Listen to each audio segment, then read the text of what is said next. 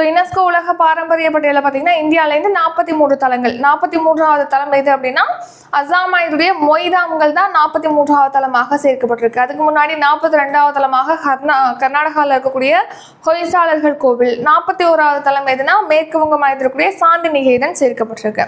இப்போ எதுக்காக இந்த யுனெஸ்கோ உலக பாரம்பரிய பட்டியல் பற்றி பார்க்குறோம்னா, இப்போ இந்த யுனெஸ்கோ அங்கீகாரம் பெறுவதற்காக உத்தேச பட்டியலில் இந்தியாவிலேருந்து ஒரு 6 தலங்கள் வந்து சேர்க்கப்பட்டிருக்கு. உத்தேச பட்டியல் அப்படின்னா அதில் சேர்க்கப்பட்ட தலங்கள் வந்து யுனெஸ்கோ அங்கீகாரம் பெறுவதற்கு அதிகமான வாய்ப்புகள் இருக்கு. ஸோ 6 சின்னங்களை வந்து சேர்த்திருக்காங்க யுனெஸ்கோ உத்தேச பட்டியலில். அது என்னென்ன அப்படின்னு பார்க்கும்போது சத்தீஸ்கர்ல இருக்கக்கூடிய காங்கேர் தேசிய பூங்கா சேர்க்கப்பட்டிருக்கு. அடுத்த தெலுங்கானா மாநிலத்துடைய முதுமொழியில் இருக்கக்கூடிய பெருங்கற்கால நெடுங்கல் வந்து சேர்க்கப்பட்டிருக்கு.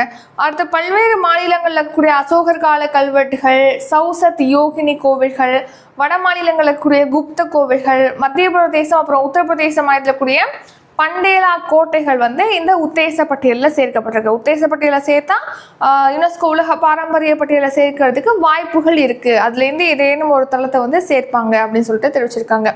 ஸோ மொத்தமாக பார்த்தீங்கன்னா இது வரைக்கும் இந்த உத்தேச பட்டியலில் எத்தனை இந்திய வரலாற்று சின்னங்கள் இருக்குன்னா 62. அடுத்து யுனெஸ்கோ உலக பாரம்பரிய பட்டியலில் இந்தியாவிலேருந்து 43 தலங்கள் சேர்க்கப்பட்டிருக்கு. லாஸ்ட் இயர் 2024 தான் இந்த உலக பாரம்பரிய பட்டியலில் பார்த்தீங்கன்னா மொய்தாம்கள் சேர்க்கப்பட்டது.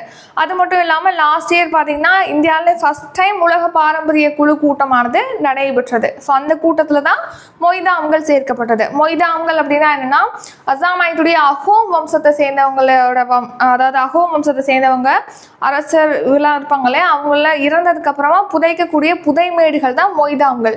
ஸோ அந்த வம்சத்துடைய புதைகுழி அமைப்பு முறைக்கு தான் மொய்தாம்கள் அப்படின்னு சொல்லிட்டு பேரு. அதுதான் வந்து யுனெஸ்கோ அங்கீகாரம் பெற்றிருக்கு.